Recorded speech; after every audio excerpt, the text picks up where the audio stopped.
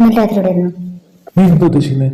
ഞാൻ എടുക്കുന്ന ഞാൻ വീട്ടിൽ തന്നെ ഉണ്ടായിരുന്നു ഇന്നലെ രാത്രി. ഫോൺ വിളിച്ചിട്ട് എടുക്കായിരുന്നു. എന്താ ഇന്നലെ രാത്രി മുഴുവൻ ഞാൻ വിളിച്ചുകൊണ്ടിരിക്കുകയാണ്, രാവിലെ വരെ. സംശയം സംശയം സംശയം നിന്റെ കുടുക്കത്തെ സംശയം. സംശയം മാറും. നിന്റെ ഫോൺ എന്താ?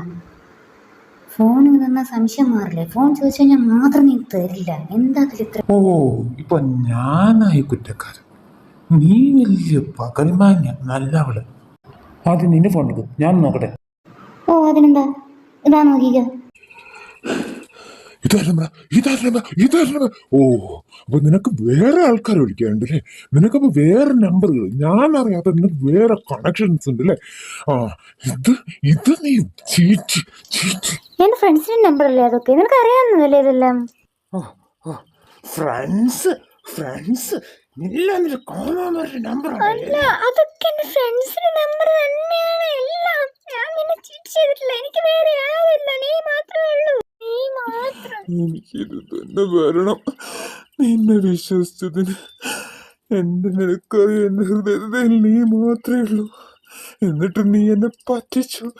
എല്ലാവരും എന്നെ പറ്റിച്ചുകൊണ്ടിരിക്കുകയാണ്. നീയും എന്നെ പറ്റിച്ചു. ഇനി ഞാൻ എന്തിനു ജീവിക്കണം? ഞാൻ എന്റെ ജീവിതം അവസാനിപ്പിക്കുകയാണ്. എനിക്കിനി ഇങ്ങനെ ജീവിക്കണ്ട. എന്തിനാണ് ഇങ്ങനെ ജീവിക്കുന്നത്? പറ്റിക്കപ്പെട്ട്. ഒരു കാര്യം നീ ഓർത്തോ, എന്നെ പറ്റിച്ചാൽ നിനക്ക് ഒരു കാര്യം സമാധാനം കിട്ടില്ല, ഒരു കാലത്തും. Sorry, really sorry. ഞാൻ നിന്നെ പറ്റിച്ചിട്ടേ ഇല്ല. I love you. ഇതാ എന്റെ ഫോൺ. ആരുടെ നമ്പർ വേണേ നീ ബ്ലോക്ക് ചെയ്തോ. ഈ ഫോൺ എത്ര കാലം വേണമെങ്കിൽ നീ കയ്യിൽ വെച്ചോ. സോറി. ഒരു നാസിസ്റ്റ് ചീറ്റ് ചെയ്യുമ്പോൾ അത് കണ്ടുപിടിക്കപ്പെടുമ്പോൾ നാസിസ്റ്റിനെ ചോദ്യം ചെയ്യുമ്പോൾ ആ ചോദ്യം ചെയ്ത ആളെ ഒരു കുറ്റവാളി എന്ന രീതിയിലേക്ക് മാറ്റുന്നതിനെയാണ് നാസിസ്റ്റ് മാറ്റുന്ന രീതിയാണ് ഇവിടെ കാണിച്ചിരിക്കുന്നത്.